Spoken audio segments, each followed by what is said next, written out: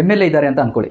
M L ಎಗೆ ನಾವೇನಾದ್ರು ಕರೆಸಿ ಅವರಿಗೆ ಮಾಲೆ ಹಾಕಿ ಏನಾದ್ರು ಹೂವು ಹಣ್ಣನ್ನು ಕೊಟ್ಟು ಸನ್ಮಾನ ಮಾಡಿದರೆ ಅವರು ನಮಗೆ ಏನಾದ್ರು ಒಂದು ಸಹಾಯ ಮಾಡ್ತಾರೆ.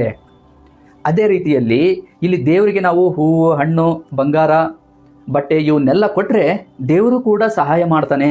ಇವು ಕೇವಲ ಆಚರಣೆಗಳು. ಯಾರೋ ಒಬ್ಬರು ಮಾಡ್ಕೊಂಡು ಬಂದಿದ್ದಾರೆ, ನಾವು ಅದನ್ನೇ ಮಾಡೋಣ ಅಂತ ಹೇಳಿ ಕೆಲವೊಬ್ಬರು ಮಾಡ್ತಾ ಇದ್ದಾರೆ ಅಷ್ಟೇ.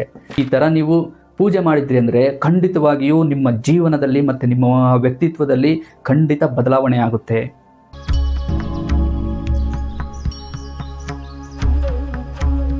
ಯಾಕೆ ದೇವ್ರ ಪೂಜೆ ಮಾಡ್ತೀವಿ?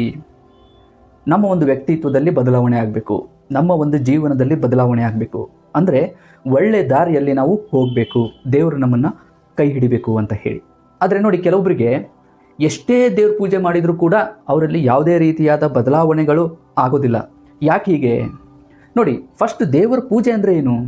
ದೇವ್ರ ಪೂಜೆ ಅಂದರೆ ನಮಗೆ ಜನ್ಮ ನೀಡಿದ ಮತ್ತು ಜೀವನ ನೀಡಿದ ಒಂದು ಶಕ್ತಿ ಇದೆ. ಆ ಶಕ್ತಿಗೆ ನಾವು ಕೃತಜ್ಞತೆಯನ್ನು ಸಲ್ಲಿಸುವಂಥದ್ದು. ಎಲ್ಲರೂ ಒಂದೇ ರೀತಿಯಲ್ಲಿ ಪೂಜೆ ಮಾಡೋದಿಲ್ಲ, ಈಗ ಬೇರೆ ಬೇರೆ ರೀತಿಯಲ್ಲಿ ಮಾಡ್ತಾ ಇದ್ದಾರೆ. ಅದಕ್ಕೆ ಹಲವಾರು ರೀತಿಯ ವಿಧಾನಗಳಿದ್ದಾವೆ. ಇಲ್ಲಿ ನಾನು ನಿಮಗೆ ಕೆಲವೊಂದನ್ನು ಮಾತ್ರ ಹೇಳ್ತೀನಿ. ನೋಡಿ, ದೇವರ ಪೂಜೆಯಲ್ಲಿ ವಸ್ತುಗಳನ್ನು ಉಪಯೋಗಿಸ್ತಾರೆ. ಅಂದರೆ ಹೂವು ಹಣ್ಣುಗಳನ್ನು ಮತ್ತು ಮಾಲೆಗಳನ್ನು ಮತ್ತು ಆಮೇಲೆ ದುಡ್ಡು, ಆಮೇಲೆ ಬಂಗಾರ ಮತ್ತು ಬಟ್ಟೆ. ಅಂದರೆ ದೇವರು ಹೂವು ಹಣ್ಣುಗಳನ್ನು ಬೇಡುತ್ತೆ, ಮತ್ತು ಬಂಗಾರನ ಕೇಳುತ್ತೆ, ಬಟ್ಟೆಗಳನ್ನು ಉಡುತ್ತೆ ಅನ್ನೋ ಒಂದು ನಂಬಿಕೆಗಳಿದ್ದಾವೆ. ನೋಡಿ ಇವು ಎಷ್ಟರ ಮಟ್ಟಿಗೆ ಸತ್ಯ ಅನ್ನೋದನ್ನು ನಾವು ಸ್ವಲ್ಪ ಯೋಚನೆ ಮಾಡಬೇಕಲ್ವಾ? ಇವಾಗ ನೋಡಿ, ಯಾರೋ ಏನೋ ಒಂದು ಮಾಡ್ತಾ ಇದ್ದಾರೆ, ನಾವು ಕೂಡ ಅವ್ರು ನೋಡಿ ಇದನ್ನು ಮಾಡ್ತಾ ಇದ್ದೀವಿ. ಆದರೆ ಇದು ಎಷ್ಟರ ಮಟ್ಟಿಗೆ ಸತ್ಯ? ನಮ್ಮಲ್ಲಿ ದೇವರು ಬುದ್ಧಿಯನ್ನು ಕೊಟ್ಟಿದ್ದಾನೆ. ಹಿಂದೆ ಹಿರಿಯರು ಏನು ಮಾಡಿದಾರೋ ನಾವು ಅದನ್ನೇ ಮಾಡಬೇಕು ಅನ್ನೋಂಗಿದ್ದಿದ್ರೆ ಹಿರಿಯರಿಗಷ್ಟೇ ದೇವರು ಬುದ್ಧಿ ಕೊಡಬೇಕಾಗಿತ್ತು, ಜ್ಞಾನ ಕೊಡಬೇಕಾಗಿತ್ತು. ಆದರೆ ನೋಡಿ, ಒಂದು ಫ್ಯಾಮಿಲಿಯಲ್ಲಿ ಪ್ರತಿಯೊಬ್ಬರಿಗೂ ಬುದ್ಧಿಶಕ್ತಿಯನ್ನು ಕೊಟ್ಟಿರ್ತಾನೆ ದೇವರು. ಯಾಕೆ ಅಂದರೆ ಅವ್ರದ್ದೇ ಆದ ಒಂದು ಆಲೋಚನಾ ಶಕ್ತಿಯಿಂದ ಎಲ್ಲರೂ ಸತ್ಯನ ತಿಳ್ಕೊಬೇಕು ಅಂತ ಹೇಳಿ. ನೋಡಿ, ಈ ಒಂದು ನಂಬಿಕೆ ಏನಿದೆ ಅಲ್ವಾ, ದೇವರಿಗೆ ಹೂ ಹಣ್ಣು ಕೊಡಬೇಕು, ಹಣ ಕೊಡಬೇಕು, ಬಂಗಾರ ಕೊಡಬೇಕು, ಬಟ್ಟೆ ಕೊಡಬೇಕು. ಸಾಮಾನ್ಯವಾಗಿ ಈ ನಂಬಿಕೆ ಹೇಗೆ ಬಂತು ಅಂತಂದರೆ, ದೇವರು ಅನ್ನೋ ಒಂದು ಶಕ್ತಿ ಇದೆ ಅಲ್ವಾ, ದೇವರು ಅನ್ನೋ ಒಂದು ಶಕ್ತಿ ಅದು ನಮ್ಮ ಹಾಗೆ ಮನುಷ್ಯರಂತೆ ಇದೆ ಅಂತ ಹೇಳಿ ಕೆಲವೊಬ್ಬರು ಭಾವಿಸ್ತಾರೆ. ಅಂದರೆ ನೋಡಿ, ಇವಾಗ ಒಬ್ಬರು ಎಮ್ ಎಲ್ ಎ ಇದ್ದಾರೆ ಅಂತ ಅಂದ್ಕೊಳ್ಳಿ. ಎಮ್ ಎಲ್ ಎಗೆ ನಾವೇನಾದ್ರು ಕರೆಸಿ ಅವರಿಗೆ ಮಾಲೆ ಹಾಕಿ ಏನಾದ್ರು ಹೂವು ಹಣ್ಣನ್ನು ಕೊಟ್ಟು ಸನ್ಮಾನ ಮಾಡಿದರೆ ಅವರು ನಮಗೆ ಏನಾದ್ರು ಒಂದು ಸಹಾಯ ಮಾಡ್ತಾರೆ. ಅದೇ ರೀತಿಯಲ್ಲಿ ಇಲ್ಲಿ ದೇವರಿಗೆ ನಾವು ಹೂವು, ಹಣ್ಣು, ಬಂಗಾರ, ಬಟ್ಟೆ ಇವನ್ನೆಲ್ಲ ಕೊಟ್ಟರೆ ದೇವರು ಕೂಡ ಸಹಾಯ ಮಾಡ್ತಾನೆ ಅನ್ನೋ ಒಂದು ನಂಬಿಕೆ ಇಟ್ಟಿರ್ತಾರೆ. ನೋಡಿ, ದೇವರನ್ನು ಫಸ್ಟು ದೇವರಾಗೆ ನೋಡಬೇಕು. ಮನುಷ್ಯ ಅಂದರೆ ಮನುಷ್ಯನೇ, ದೇವರು ದೇವರೇ, ಮನುಷ್ಯ ಮನುಷ್ಯನೇ. ನೋಡಿ, ನಾವು ಸುಮ್ಮನೆ ಹಾಗೆ ಯೋಚನೆ ಮಾಡಿದರೆ ದೇವರಿಗೆ ನಾವು ಏನು ಕೊಡೋಕ್ಕೆ ಸಾಧ್ಯ? ಭಗವಂತ ಅಂದರೆ ಅದೊಂದು ತುಂಬ ದೊಡ್ಡ ಶಕ್ತಿ ಅನ್ನೋದು ನಮ್ಮ ಒಳಗಡೆ ಇದೆ. ದೇವರು ಇಡೀ ಬ್ರಹ್ಮಾಂಡವನ್ನು ಸೃಷ್ಟಿ ಮಾಡಿದ್ದಾನೆ. ಅವನಿಗೆ ನೋಡಿ, ಸಣ್ಣ ಪುಟ್ಟ ಹೂವು ಹಣ್ಣು ಅಥವಾ ಹಣ ಆಗಲಿ, ಬಂಗಾರ ಆಗಲಿ, ಬಟ್ಟೆ ಆಗಲಿ ಆ ದೇವರಿಗೆ ಬೇಕಾ? ಆ ದೇವರು ಏನಾದರೂ ಬಯಸುತ್ತಾ ಇವನ್ನೆಲ್ಲ? ಇದನ್ನು ನಮ್ಮ ಬುದ್ಧಿಶಕ್ತಿ, ಇದನ್ನು ನಮ್ಮ ಒಂದು ಮನಸ್ಸು ಕೂಡ ಇದನ್ನು ಒಪ್ಪುತ್ತಾ? ಸ್ವಲ್ಪ ಕುತ್ಕೊಂಡು ಹಾಗೆ ಯೋಚನೆ ಮಾಡಿ. ಖಂಡಿತವಾಗಿಯೂ ಒಪ್ಪೋದಿಲ್ಲ. ದೇವರಿಗೆ ಅಂದರೆ ದೇವರು ಅಂದರೆ ಏನು? ಎಲ್ಲವನ್ನು ಮೀರಿದವನು, ಅವನಿಗೆ ಯಾವುದೇ ಅಗತ್ಯಗಳು ಬೇಕಾಗಿಲ್ಲ. ಅದೊಂದು ಮಹಾಶಕ್ತಿ. ನೋಡಿ, ಇವಾಗ ನಾವು ದೇವರಿಗೆ ಏನೆಲ್ಲ ಕೊಡ್ತೀವಲ್ವಾ, ಇವು ಎಲ್ಲವೂ ಈ ಭೂಮಿಯಿಂದ ಹುಟ್ಟಿರೋವೆ. ಅಂದರೆ ಇವನ್ನೆಲ್ಲ ಭಗವಂತನೇ ಸೃಷ್ಟಿ ಮಾಡಿದ್ದಾನೆ. ಅವನೇ ಸೃಷ್ಟಿ ಮಾಡಿರೋ ವಸ್ತುಗಳನ್ನೇ ಅವನಿಗೆ ಕೊಡೋದು ಸರಿನಾ? ಇವಾಗ ನೋಡಿ, ನೀವು ಬಂಗಾರದ ಕಿರೀಟ ಕೊಡ್ತೀರಿ ಅಂತಂದರೆ ಬಂಗಾರ ಎಲ್ಲಿದ್ದ ಬಂತು?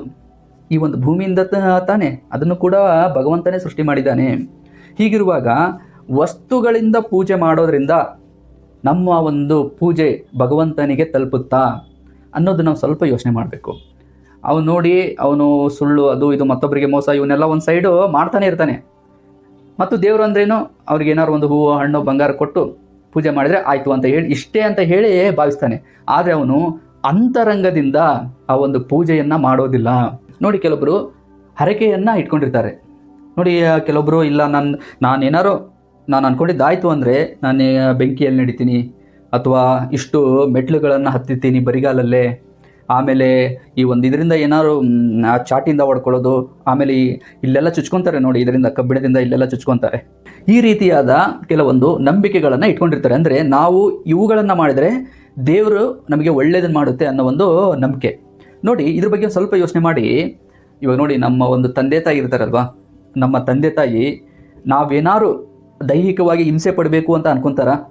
ಇವಾಗ ನೋಡಿ, ನಾವು ನಮ್ಮ ತಂದೆ ತಾಯಿ ಹೇಳ್ತಾರೆ, ನೀನು ನನ್ನ ಮೇಲೆ ಪ್ರೀತಿ ಇದ್ದರೆ ಬೆಂಕಿ ಮೇಲೆ ನಡಿ, ಮೈ ಮೇಲೆ ಅಷ್ಟೆಲ್ಲ ಹಚ್ಚಾಕಿಸ್ಕೋ, ಅದು ಮಾಡ್ಕೋ ಅಂದರೆ ಒಬ್ಬ ತಂದೆ ತಾಯಿ ಮಕ್ಕಳಿಗೆ ನೋವು ಆಗೋ ಥರ ಬಯಸ್ತಾರ, ಆಗಬೇಕು ಅಂತ ಅನ್ಕೊಂತಾರ? ಖಂಡಿತ ಇಲ್ಲ. ಸುಮ್ಮನೆ ಯೋಚನೆ ಮಾಡಿ, ನಮ್ಮನ್ನು ಹೆತ್ತ ತಂದೆ ತಾಯಿಗೆ ನಮ್ಮ ಮೇಲೆ ಅಷ್ಟು ಪ್ರೀತಿ ಕರುಣೆ ಇದೆ ಅಂತಂದರೆ, ತಂದೆ ತಾಯಿಯನ್ನು ನಮಗೆ ಕೊಟ್ಟು ಅವರಲ್ಲಿ ಪ್ರೀತಿ ಕರುಣೆ ಇಟ್ಟಿರೋ ಆ ಭಗವಂತನಿಗೆ ನಮ್ಮ ಮೇಲೆ ಎಷ್ಟು ಪ್ರೀತಿ ಕರುಣೆ ಇರಬೇಡ? ಆ ಭಗವಂತ ಏನಾದರೂ ನಮಗೆ ಇಂಥ ಒಂದು ದೈಹಿಕವಾದ ನೋವುಗಳನ್ನು ಅನುಭವಿಸಿ ನನಗೆ ಭಕ್ತಿಯನ್ನು ಕೊಡಿ, ನನಗೆ ಪೂಜೆಯನ್ನು ಮಾಡಿ ಅಂತ ಹೇಳೋಕ್ಕಾಗುತ್ತಾ? ಇವು ಕೇವಲ ಆಚರಣೆಗಳು. ಯಾರೋ ಒಬ್ಬರು ಮಾಡ್ಕೊಂಡು ಬಂದಿದ್ದಾರೆ, ನಾವು ಅದನ್ನೇ ಮಾಡೋಣ ಅಂತ ಹೇಳಿ ಕೆಲವೊಬ್ಬರು ಮಾಡ್ತಾ ಇದ್ದಾರೆ ಅಷ್ಟೇ.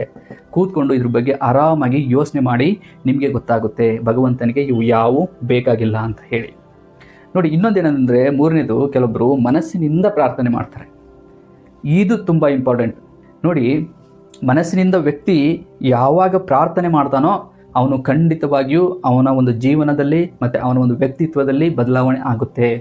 ಮನಸ್ಸಿನಿಂದ ಪ್ರಾರ್ಥನೆ ಮಾಡೋರು ಏಕಾಗ್ರತೆಯಿಂದ ಇರ್ತಾರೆ. ಅಂದರೆ ಸುತ್ತಮುತ್ತ ಏನೆಲ್ಲ ಟೆನ್ಷನ್ಗಳಿರಲಿ, ಏನೆಲ್ಲ ಆಸ್ತಿ ಇರಲಿ, ಏನೆಲ್ಲ ಇರಲಿ, ಅವುಗಳನ್ನೆಲ್ಲ ಒಂದು ಕಡೆ ಪಕ್ಕಕ್ಕಿಟ್ಟು ಸ್ವಲ್ಪ ಸಮಯನ ಪೂರ್ತಿಯಾಗಿ ಏಕಾಗ್ರತೆಯಿಂದ ಭಗವಂತನಲ್ಲಿ ಇಟ್ಟು ಅವನ ಪ್ರಾರ್ಥನೆಯನ್ನು ಮಾಡ್ತಾರೆ. ಆಮೇಲೆ ಏನು ಅಂದರೆ, ಇದರಿಂದ ಹೃದಯ ಶುದ್ಧಿ ಆಗುತ್ತೆ. ಯಾಕೆಂದರೆ ಇವರು ಮನಸ್ಸಿನಿಂದ ಮಾಡ್ತಾ ಇರ್ತಾರೆ. ನೋಡಿ, ಒಬ್ಬ ವ್ಯಕ್ತಿ ಯಾವಾಗ ಮನಸ್ಸಿನಿಂದ ಶುದ್ಧ ಹೃದಯದಿಂದ ಭಗವಂತನಿಗೆ ಪೂಜೆ ಮಾಡ್ತಾನೋ ಅವನು ಯಾವಾಗಲೂ ಒಳ್ಳೆ ಯೋಚನೆಗಳನ್ನು ಮಾಡ್ತಾನೆ, ಆಮೇಲೆ ಒಳ್ಳೆ ಕರ್ಮಗಳನ್ನು ಮಾಡ್ತಾನೆ, ಎಲ್ಲದಕ್ಕಿಂತ ಹೆಚ್ಚಾಗಿ ದೇವರ ಮೇಲೆ ಭರವಸೆ ಇಡ್ತಾನೆ. ನೋಡಿ, ವ್ಯಕ್ತಿಗೆ ಒಳ್ಳೆ ಯೋಚನೆಗಳಿದ್ದರೆ, ಒಳ್ಳೆ ಕರ್ಮಗಳನ್ನು ಮಾಡಿದರೆ ಅವನು ಸುಖವಾಗಿರ್ತಾನೆ, ಸುತ್ತಮುತ್ತ ಇರೋ ಜನರನ್ನು ಕೂಡ ಪ್ರೀತಿಯಿಂದ ನೋಡಿಕೊಂಡು ಅವರಿಗೆ ಕೂಡ ಸುಖವನ್ನೇ ಬಯಸ್ತಾನೆ. ಪೂಜೆ ಇದೆಯಲ್ವಾ, ಇದನ್ನು ಖಂಡಿತ ದೇವರು ತಗೊತಾನೆ. ಯಾಕೆಂದರೆ ವ್ಯಕ್ತಿಯಲ್ಲಿ ಬದಲಾವಣೆ ಆಗುತ್ತೆ, ತನ್ನನ್ನು ತಾನು ಬದಲಾವಣೆ ಮಾಡ್ಕೊತಾನೆ ವ್ಯಕ್ತಿ ಪ್ರತಿದಿನ. ಭಗವಂತ ಅನ್ನೋದೊಂದು ದೊಡ್ಡ ಶಕ್ತಿ ಅಲ್ವಾ, ನಮಗೆಲ್ರಿಗೂ ಗೊತ್ತೇ ಇದೆ. ಅದು ಒಂದು ಮಹಾಶಕ್ತಿ. ಈ ಬ್ರಹ್ಮಾಂಡವನ್ನು ನೋಡಿದರೆ ಅವನ ಒಂದು ಶಕ್ತಿ ಎಷ್ಟು ದೊಡ್ಡದು ಅನ್ನೋದು ಗೊತ್ತಾಗುತ್ತೆ. ಮತ್ತು ಬ್ರಹ್ಮಾಂಡ ಯಾಕೆ, ಈ ನಮ್ಮ ಒಂದು ಭೂಮಿಯನ್ನೇ ನಾವು ನೋಡಿದರೆ ತುಂಬ ವಿಧವಾದ ಗಿಡಗಳಿದ್ದಾವೆ, ಪ್ರಾಣಿಗಳಿದ್ದಾವೆ, ಜೀವಿಗಳಿದ್ದಾವೆ. ಅವುಗಳನ್ನೆಲ್ಲ ಅವನು ಸಾಕ್ತಾ ಇದ್ದಾನೆ ಅಂತಂದರೆ ಅವನು ತುಂಬ ಕರುಣೆ ಉಳ್ಳವನು ಮತ್ತು ಜ್ಞಾನವಂತ. ಅವನು ಅದೃಶ್ಯ, ಅವನು ಕಣ್ಣಿಗೆ ಕಾಣೋದಿಲ್ಲ. ನೋಡಿ, ನಾವು ಎಲ್ಲರೂ ಇವಾಗ ಒಂದು ಕಾಡಲ್ಲಿ ಹೋಗ್ತಾ ಇದ್ದೀವಿ ಅಂತಂದರೆ, ನಮಗೆ ಏನಾರು ಒಂದು ಆಪತ್ತು ಬಂತು ಅಂತಂದರೆ ನಾವಲ್ಲಿ ಯಾವುದೇ ರೀತಿಯಾದ ಪೂಜೆಗೆ ವಸ್ತುಗಳನ್ನು ಹುಡ್ಕೋದಿಲ್ಲ, ನೇರವಾಗಿ ಭಗವಂತ ಕಾಪಾಡಪ್ಪ ಅಂತ ಹೇಳ್ತೀವಿ. ಅಂದರೆ ನಾವು ಎಲ್ಲೇ ಇದ್ದರೂ ಕೂಡ ನಮ್ಮ ಮನಸ್ಸಿನಿಂದ ಭಗವಂತನನ್ನು ಕೇಳ್ಕೊಂಡ್ರೆ ಖಂಡಿತ ಭಗವಂತ ಆ ಒಂದು ಪ್ರಾರ್ಥನೆಯನ್ನು ಕೇಳ್ತಾನೆ ಅನ್ನೋ ಒಂದು ಸತ್ಯ ನಮ್ಮ ಒಳಗಡೆ ಇದೆ. ಹಾಗಾಗಿನೇ ನಾವು ಪೂಜೆಯನ್ನು ಮನಸ್ಸಿನಿಂದ ಹೃದಯಪೂರ್ವಕವಾಗಿ ಭಗವಂತನಿಗೆ ಸಲ್ಲಿಸಬೇಕು. ಇದೇ ನಿಜವಾದ ಪೂಜೆ. ಈ ಥರ ನೀವು ಪೂಜೆ ಮಾಡಿದ್ರಿ ಅಂದರೆ ಖಂಡಿತವಾಗಿಯೂ ನಿಮ್ಮ ಜೀವನದಲ್ಲಿ ಮತ್ತು ನಿಮ್ಮ ವ್ಯಕ್ತಿತ್ವದಲ್ಲಿ ಖಂಡಿತ ಬದಲಾವಣೆ ಆಗುತ್ತೆ.